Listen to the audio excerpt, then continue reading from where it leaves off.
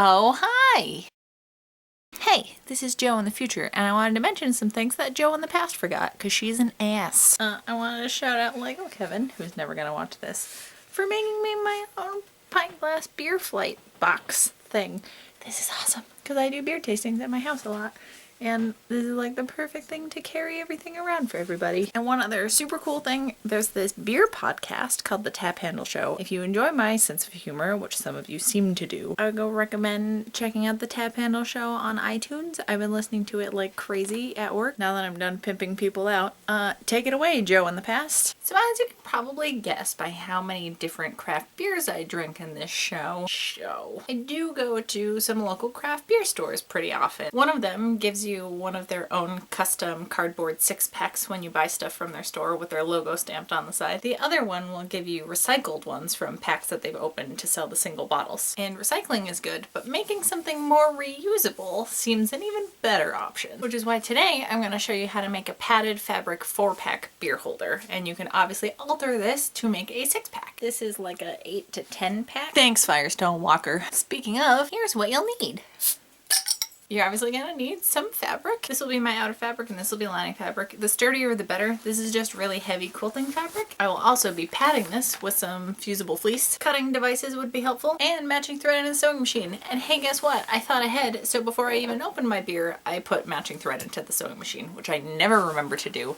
And it's tricky loading that bobbin once you're a couple deep. Pattern pieces will also be helpful. I just took apart a 4-pack box that I have. This piece down here is the bottom. And when you cut it on your fabric, you want this edge down here to be on fold. These here are your sides, and then this is going to make the middle bit, and that's your little handle. You're also going to need to cut some partition pieces that will fit right in between those. So this is what the main piece looks like when it's all unfolded and stuff. And I got my little handle holes over here. As far as the dividers go, you only need to do the lining fabric. Mine will be a little mismatched because I cut out extra pieces of the outer fabric. You want to cut out pieces of the fusible fleece that match 2 of the divider pieces, and then you can put this piece either on the shell fabric or on the lining fabric. Cut a square fusible fleece that's going to go inside this little section right here. Here's how to attach everything. Put your lining piece and your shell piece right sides together and do a very close straight stitch along all the edges. When you are turning your beer caddy thing inside out, a thing I just learned the hard way, don't stitch the handle bits inside out yet. You're gonna have to top stitch that after the fact. Just make sure you push out all the corners. You wanna fold everything just like you did when you were cutting out the pattern so that all the handle pieces are up here. Make sure it's right sides together. Both of mine are pattern fabrics. So my pirate stuff is the outside, checkerboard on the inside. You gotta hide that ska nerd deep down or people will judge you forever.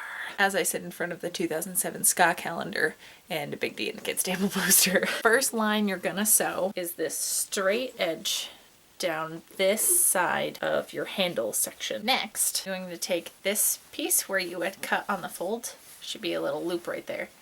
Just gonna flip that around. So now your handle pieces should be in the middle and it should kind of sandwich around. So you're gonna take these edge flaps and tuck it in to the outer edge of your handle pieces. Tuck it in like that and then do a top stitch on either edge. It doesn't really matter. I'm gonna take these bottom pieces. There's still a little gap right here. Fold that over a little bit and then just do some more top stitching across here and then do same on the other side. Now take your divider pieces and then sew 3 of the sides right sides together. P.S. Just make sure you sew around the top of the handle thing while you're going about your other business making this. To attach those little panels, I'm just gonna flip this inside out, find the center of your lining piece, and just stitch it down however you want. Flip it inside out the other way. Just do the same thing with the other divider. And now it should look like this from the top. I'm very excited.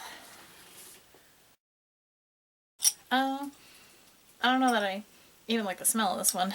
Oh, it's magnetic.